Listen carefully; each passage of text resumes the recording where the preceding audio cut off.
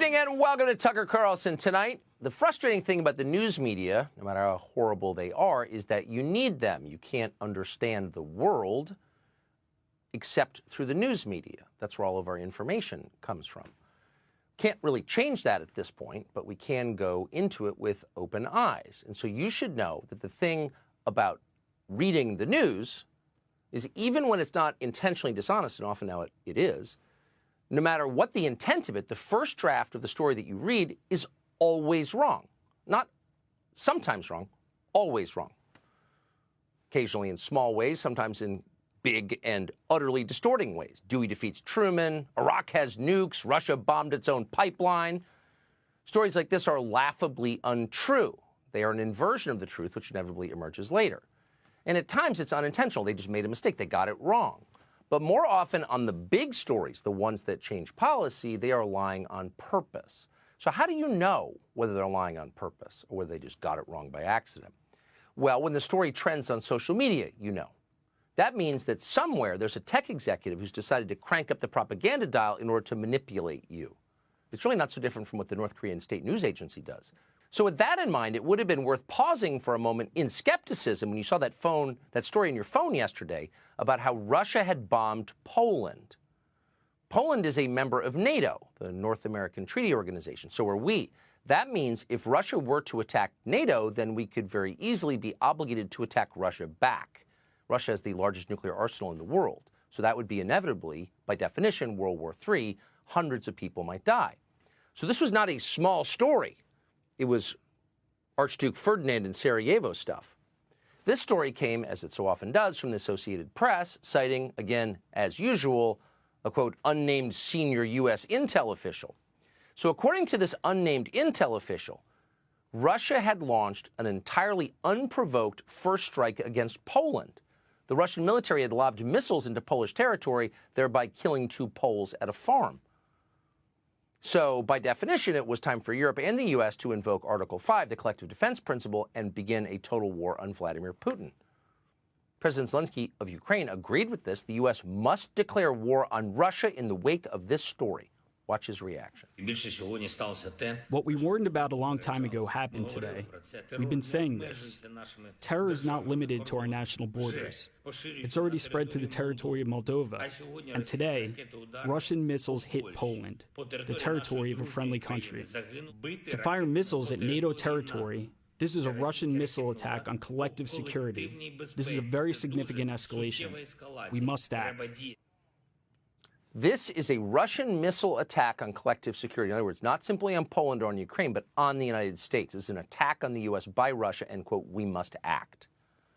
So this is a man with some moral authority. This is the only head of state in the world to receive a Vogue photo spread this year. This is a personal friend of Sean Penn and Ben Stiller's. And here he was commanding the U.S. to lead the Third World War immediately. So as we said, this was not a minor AP story. The only problem was it was completely and utterly wrong. Zelensky, the unnamed American intel officer, and the Associated Press had all been trafficking in dangerous misinformation. That became clear within a few hours when pictures of the exploded missile surfaced on social media. People who know a lot about military hardware started asking questions about this stuff. So they looked at a picture of a fragment of the motor from this destroyed missile, and they noticed that the ordnance was an S-300 system. Now, the S-300 system is only being used by the Ukrainian military, not the Russians. So it could not have been a Russian military attack. Somehow, Ukraine had bombed Poland and killed people. That's true. And within a day, the Pentagon, NATO, and even the government of Poland all were forced to admit that. That's what happened. Ukraine did it.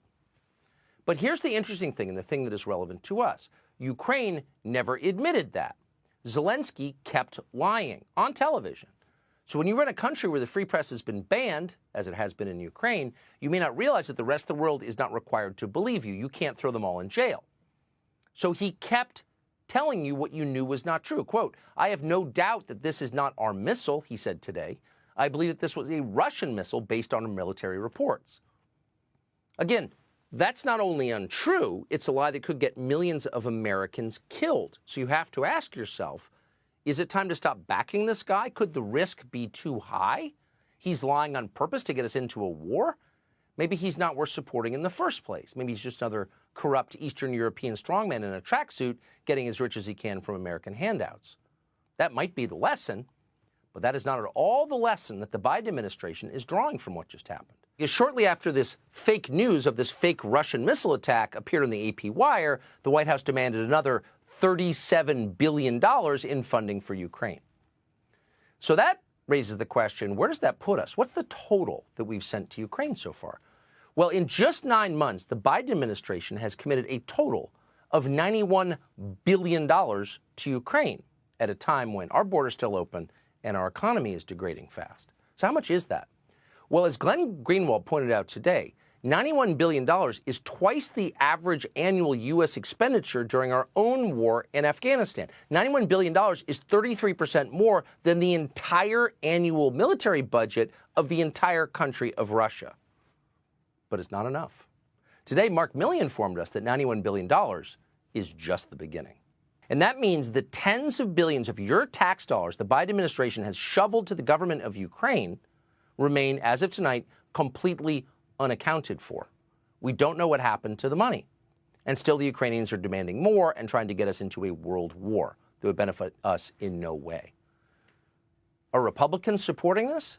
Could any Republican possibly support this? More money for Ukraine with no audit?